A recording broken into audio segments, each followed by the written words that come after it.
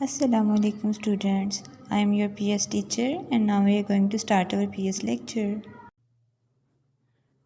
तो स्टूडेंट्स आज हमने पढ़ना है हिंदुस्तान में इस्लामी दौर हुकूमत के दौरान में इस्लाम की बुनियादी इक़दार यानी कि जो मुसलमानों की वैल्यूज़ होती हैं जैसे इंसाफ, मुसावात, रवादारी वाली सारी वैल्यूज़,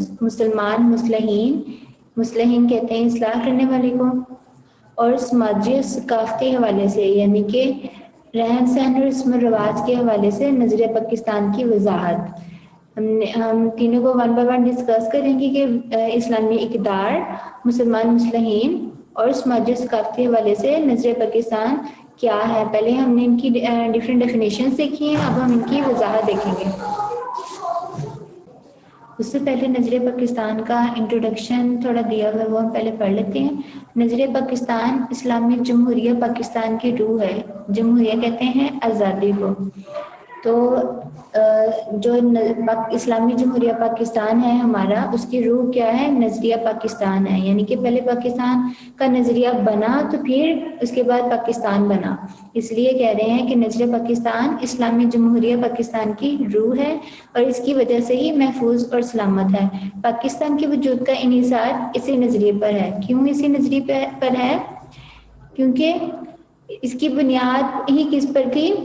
नज़रिया पाकिस्तान पर। जैसे कि मैंने पहले बात की कि नज़रिया पाकिस्तान की वजह से ही पाकिस्तान बना और फिर यही नज़रिया इसको मजबूत और मुस्तहकम भी रख सकता है। और पाकिस्तान बनाया क्यों गया? ताकि इस्लामी असूलों के नफाज के लिए बनाया गया, वहाँ पे इस्लामी असूल लागू हो सके।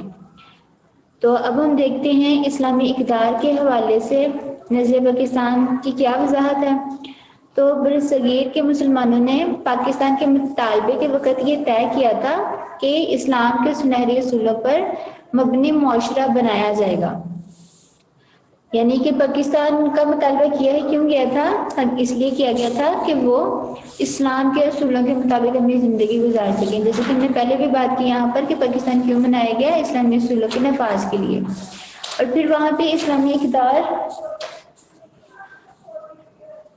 जैसे कि इस्लामी इक़दार फिर वो कौन सी होंगी? इस्लाम, इंसाफ, मुसावात यानी बराबरी, आज़ादी और रवादारी यानी रख रखाव। इन सब इस्लामी इक़दार को वहाँ पर क्या किया जाएगा? फ़रोग़ दिया जाएगा। फिर कैमल पाकिस्तान के बाद का डेज़म से सवाल किया गया कि बरसगीर में मुसलमानों को अपने मज़हब के मुताबिक ज़िंदगी गुजारने का या इबादत करने का उनकी आज़ादी है भी, तो फिर पाकिस्तान का मुतालबा क्यों किया गया? तो फिर आपने जवाब दिया कि भाईचारा, मुसावात और इंसान दोस्ती, ये तीनों चीज़ें किसकी एग्जांपल्स बताई हुई हैं? इस्लामी इक़दार की, यानी हमारी वैल्यूज़ की। इस्लाम में किन किन चीज़ों का ध्यान रखा जाता है? हमारी वैल्यूज़ क्या हैं? इन वैल्यूज़ का क्या होता है? हमारे मज़हब, सकाफ़त और तहज़ीब की बुनियादी बातें हैं। चूँकि हमें इन बुनियादी इंसानी हकूक़ के ख़त्म होने का ख़दशा था, यानी ख़तरा था, इसलिए हमने पाकिस्तान की तख्लीक के लिए जद्दोजहद शुरू कर दी। जद्दोजहद कहते हैं कोशिश को। तो कायद-ए-आज़म का ये क्या जवाब कायद-ए-आज़म ने दिया? कायद-ए-आज़म ने दिया कि बेशक हमें इबादत करने की आज़ादी थी भी, लेकिन जो ये इस्लामी इक़दार हैं हमारी, वो हमें ख़त्म होने का ख़तरा था, इसलिए हमने पाकिस्तान का मुतालबा किया कि हम वहाँ पर इन इस्लामी इक़दार को नाफिज़ कर सकें। कायद-ए-आज़म की नज़र में पाकिस्तान को एक ऐसा मुल्क बनाना था। कायद-ए-आज़म का नज़रिया सिर्फ ये नहीं था कि वहाँ पे सिर्फ हम इबादत कर सकें, बल्कि इबादत के अलावा जो सारे हमारी इस्लामी इक़दार हैं, हमारी वैल्यूज़ हैं, हम उनको भी लागू कर सकें। और उसका भी क्या फ़ायदा होना था? उसका ये फ़ायदा होना था कि हमारी फ़लाह व बहबूद होनी थी और फिर एक ऐसा मुआशरा क्रिएट होना था जो कि दूसरे मुआशरों के लिए मिसाल बन सकता था। तो फिर कायद-ए-आज़म की नज़र में पाकिस्तान को एक ऐसा मुल्क बनाना था जहाँ हकूक़, इंसानी आज़ादी, इंसाफ और रवादारी कारफरमा होना थी, यानी कि लागू होना थी।